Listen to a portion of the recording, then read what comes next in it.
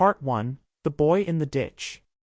My name is Samuel Grier, and this story has haunted me for years.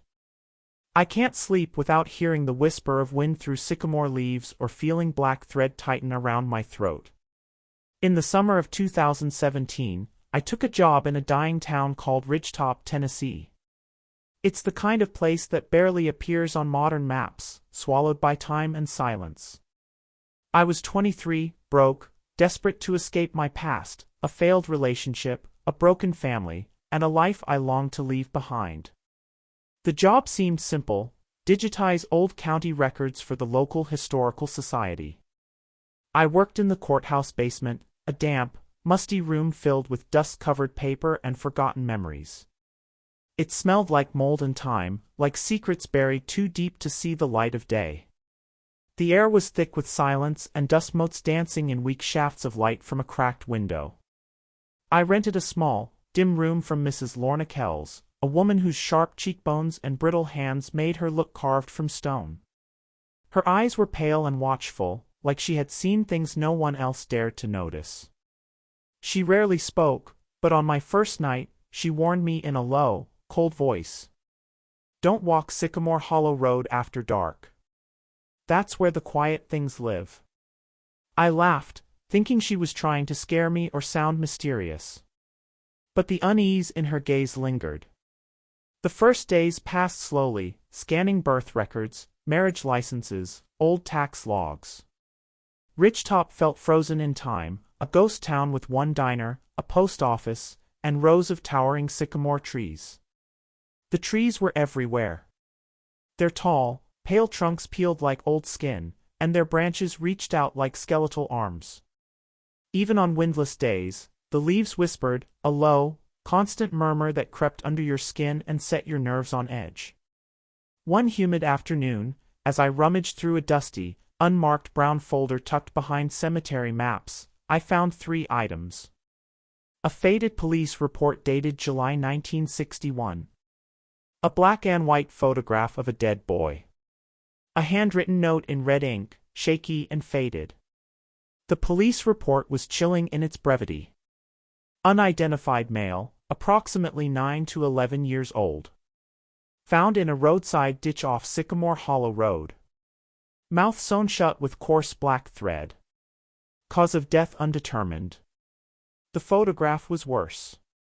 The boy's face was pale and expressionless, lips stitched tight with thick black thread, eyes staring blankly into nothing. I wanted to look away but couldn't. Beneath the photo, scrawled in uneven red ink, was a note. "We buried him deep, but the roots won't hold." My stomach clenched as I read those words. A deep, cold dread settled over me. That night, I dreamed.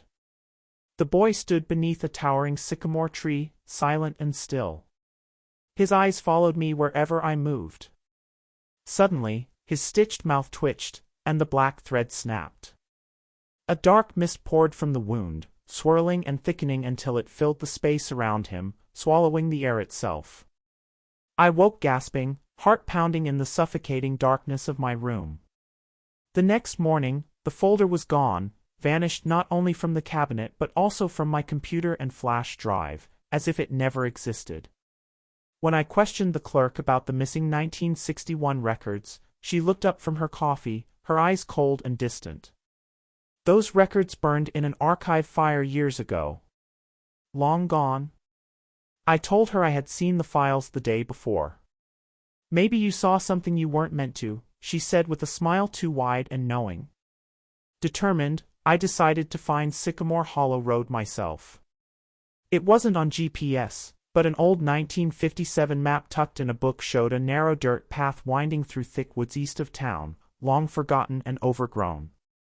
Driving down the gravel road, the trees grew taller and closer, their branches weaving overhead like a dense canopy, blocking out the sun. The air grew cooler and heavier. My phone lost signal. At a bend, the road opened to a shallow ditch tangled with thorny weeds. It seemed ordinary, until I saw him. A small boy crouched beside the ditch, pale and still. His mouth was sewn shut with black thread, his eyes locked on mine. I blinked, and he vanished.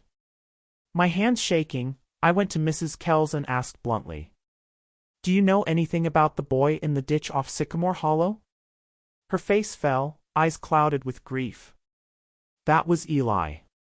My little brother." I stared at her. "They found him in 1961. Mouth sewn shut. Like the trees didn't want him to speak." She brought out a wooden box, inside spools of old black thread. "There were others before him. And after. All the same. The trees don't like noise." Her words settled like a dark shadow inside me. That night, I barely slept. At exactly 2:17 a.m., a soft dragging sound woke me. I looked up. A thin black thread hung from the ceiling light, swaying gently in the stillness.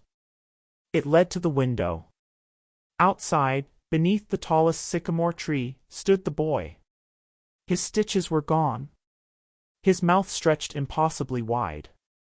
A voice crawled out of the darkness, low and wet. "Say my name." I slammed the window and backed away, heart racing. The next day, I tried to leave town. But no matter which way I turned, the roads twisted and looped, trapping me in an endless maze. My GPS flickered, showing the same 3 blocks repeatedly. At the gas station, the clerk sniffed the air and said quietly, "You smell like the hollow now. Once the trees touch you, they remember." That night, black threads appeared everywhere, inside the shower drain, tucked inside drawers, wrapped around my shoes. The boy didn't return. But something else did. From the wall behind my bed came heavy, labored breathing, as if something too large was trying to squeeze inside my room. The voice whispered again, closer and colder. "Say it." I didn't sleep.